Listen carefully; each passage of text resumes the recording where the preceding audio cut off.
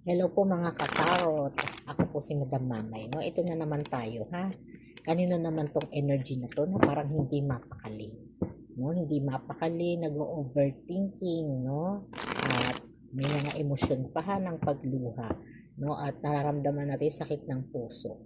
Parang ang lalim ng tampo mo, ha? Nag-away na naman kayo. No? Nag-away na naman. Bakit na naman, ha? Bakit na naman kaya kayo nag-away? Ano na naman kayang dahilan? Ano ang inililihim ng partner mo sa'yo? Ako kaya ito, ha? Kaya siguro na kinukulit mo, no?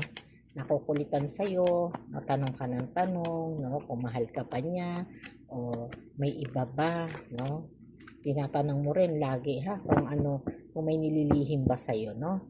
Kung kanina lang, no? Ikaw umiyak, o nagtampo, nagtalo, ha? Ito po'y para sa iyo, ha? Para sa mga gusto magpa-private reading, ha? O personal reading. Click lang niyo yung link sa description box, ha? Para makadiretso na kayo kay admin. Para mas schedule po kayo, no? Okay, ito na, ha? Balikan natin to, no? Parang ang bilis mong magtampo. No? Parang ang bilis magtampo at medyo medyo sensitive to.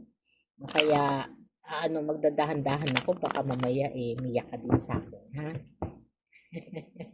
Sige, joke lang yan, ha? Para tumawa ka naman. At nararamdaman natin yung sama ng kalooban, no? O sige. Ang tanong natin, ano nililihim ng partner mo sa'yo? Meron nga ba? At ganyan ang tangis ng luha mo? Sige po. Ito na. Pasensya na ha kung medyo tayo nagre-reshuffle lang.